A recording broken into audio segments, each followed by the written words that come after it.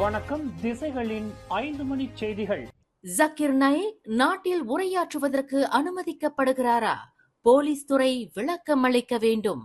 மலேசியாவில் உரை நிகழ்த்துவதற்கும் சொற்பொழிவு ஆற்றுவதற்கும் சர்ச்சைக்குரிய சமய போதகர் டாக்டர் ஜக்கீர் நாயக்கிற்கு தடை விதிக்கப்பட்டுள்ளது என்ற போதிலும் அந்த சமய போதகர் பொதுவில் சொற்பொழிவு ஆற்றியதாக வெளிவந்துள்ள தகவல் குறித்து அரச மலேசிய போலீஸ் படை விளக்கம் அளிக்க வேண்டும் என்று ஜெலுத்தோங் எம்பி RSN ராயர் வலியுறுத்தியுள்ளார்.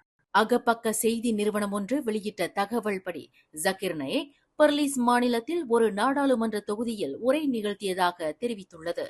அந்த சமய போதகருக்கு விதிக்கப்பட்டுள்ள தடை இன்னமும் அமலில் உள்ளதா இல்லையா என்பது குறித்து போலீஸ் படை குறிப்பாக IGP-யிடம் தாம் கேட்க விரும்புவதாக ராயர் குறிப்பிட்டார்.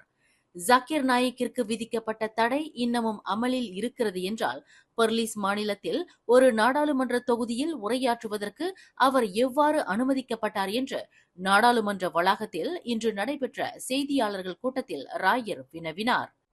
தனக்கு விதிக்கப்பட்ட தடையை ஜக்கீர் நாயக் மீறியிருப்பாரேயானால் அவருக்கு எதிராக போலீஸ் துறை கடும் நடவடிக்கை எடுக்க வேண்டும் என்று ராயர் வலியுறுத்தியுள்ளார். அரசாங்க பொதுச் சேவை துறையில் 47,960 இந்தியர்கள் பணியாற்றி வருவதாக பிரதமர் துறை அமைச்சர் டாக்டர் ஜலிஹா முஸ்தபா நாடாளுமன்றத்தில் தெரிவித்தார். பொதுச் சேவை துறையின் ஹெர்மிஸ் தரவு தளத்தின் புள்ளி விவரங்களின்படி கடந்த ஜனவரி 22ஆம் தேதி வரையில் மேற்கண்ட எண்ணிக்கையில் இந்தியர்கள் அரசு சேவையில் அமர்த்தப்பட்டுள்ளனர் என்று அவர் குறிப்பிட்டார். அரசு சேவையில் பணியாற்றி வருகின்ற இந்தியர்களின் மொத்த எண்ணிக்கை என்ன? மலாய்க்காரர்கள் அல்லாதவர்கள் அரசு சேவையில் சேர்வதை ஊக்குவிப்பதற்கு அரசாங்கம் எத்தகைய நடவடிக்கை மேற்கொண்டு வருகிறது என்று ஜெலுத்தோங் எம்பி RSN ராயர் எழுப்பிய கேள்விக்கு பதிலளிக்கையில் டாக்டர் ஜலிஹா மேற்கண்டவாறு பதிலளித்தார்.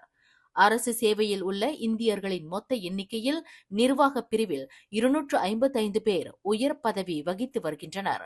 31,116 பேர் நிர்வாக பிரிவில் அதிகாரிகளாக பணியாற்றி வருகின்றனர். 16,589 பேர் அமலாக்க பிரிவில் இருக்கின்றனர்.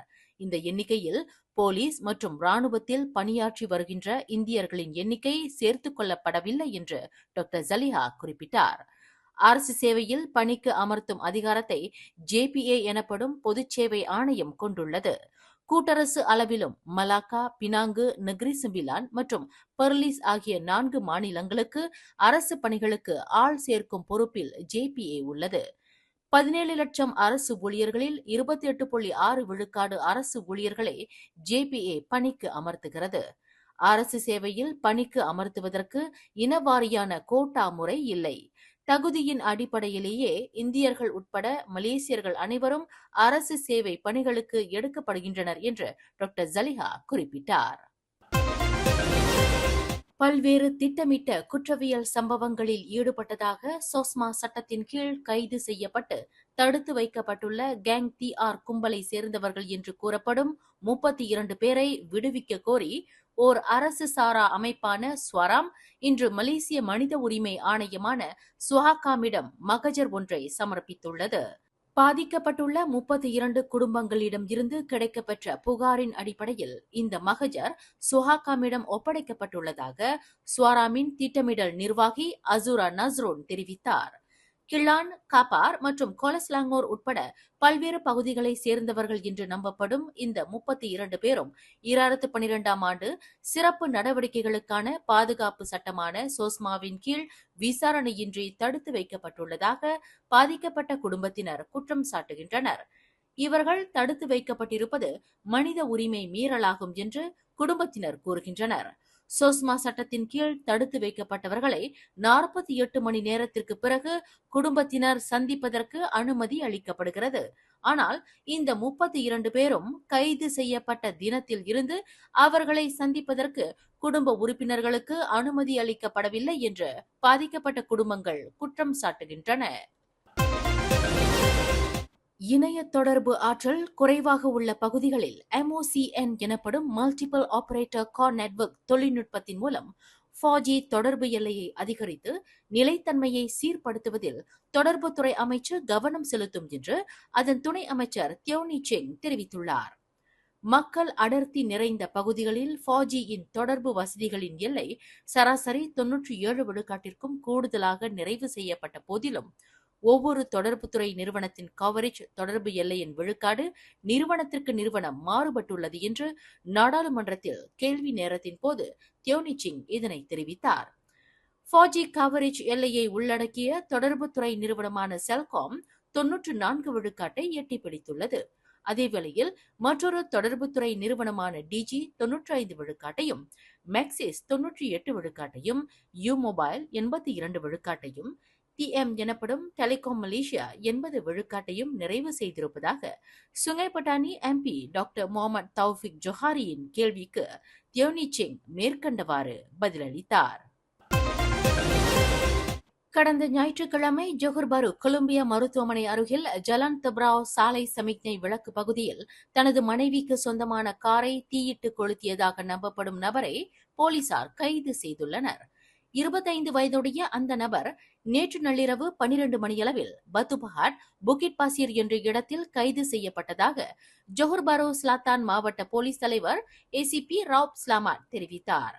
கிடைக்கப்பெற்ற தகவலை அடிப்படையாக கொண்டு புகிட் பாசிர், பத்துபஹாட் மற்றும் ஜொஹர் பாரு தமான் ஸ்ரீ தப்ராவில் மேற்கொள்ளப்பட்ட 2 வெவ்வேறு சோதனை நடவடிக்கைகளில் அந்த நபர் பிடிபட்டதாக ராப் ஸ்லாமாட் குறிப்பிட்டார். சம்பவத்திற்கு பின்னர் அந்த நபர் தப்பி செல்வதற்கு பயன்படுத்தப்பட்ட டொயோட்டா வெல்ஃபயர் வாகனத்தையும் போலீசார் பறிமுதல் செய்துள்ளதாக அவர் தெரிவித்தார். அரசாணை உத்தரவு தொடர்பில் முன்னாள் பிரதமர் டத்துஸ்ரீ நஜீப் ரசாக் தொடுத்துள்ள வழக்கை விசாரணை செய்வதற்கு அனுமதி வழங்கியிருக்கும் அப்பீல் நீதிமன்றத்தின் தீர்ப்பை மறுபரிசீலனை செய்யக்கோரி புத்ராஜயா கூட்டரசு நீதிமன்றத்தில் சட்டத்துறை அலுவலகம் மேல்முறையீடு செய்துள்ளது. அரசாணை உத்தரவு தொடர்பில் நஜீப் தொடுத்த வழக்கில் உயர் நீதிமன்றத்திற்கும் அப்பீல் நீதிமன்றத்திற்கும் இடையில் சட்ட ரீதியான வியாக்கியானங்களில் முரண்பாடுகள் உள்ளன. இந்த முரண்பாடுகள் அடிப்படையில் அப்பீல் நீதிமன்றம் அளித்த அனுமதி குறித்து கூட்டரசு நீதிமன்றம் பரிசீலனை செய்ய வேண்டும் என்று சட்டத்துறை அலுவலகம் தனது மேல்முறையீட்டு மனுவில் தெரிவித்துள்ளது.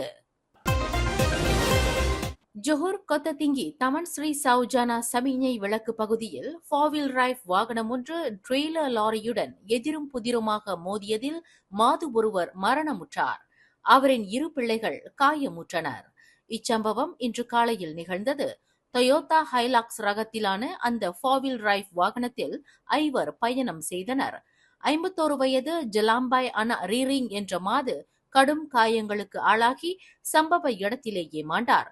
அவரின் வயது குறைந்த 2 பிள்ளைகளான கரோலினா சிந்தியா மற்றும் பிராங்க்லின் ஜேவியர் ஆகியோர் காயங்களுக்கு ஆளானதாக அடையாளம் கூறப்பட்டது. அந்த மாதுவின் 7 மற்றும் 26 வயதுடைய இதர 2 பிள்ளைகள் காயம் அடையவில்லை என்று தீயணைப்பு மீட்பு படையினர் தெரிவித்தனர். மேலும் செய்திகளை தெரிந்து கொள்ள கீழே இருக்கும் பெல் பட்டனை அழுத்துங்கள். உங்கள் மகிழ்ச்சியை வெளிப்படுத்த லைக் மற்றும் ஷேர் செய்யுங்கள். தொடர்ந்து திசைகளோடு இணைந்திருக்க சப்ஸ்கிரைப் செய்யுங்கள்.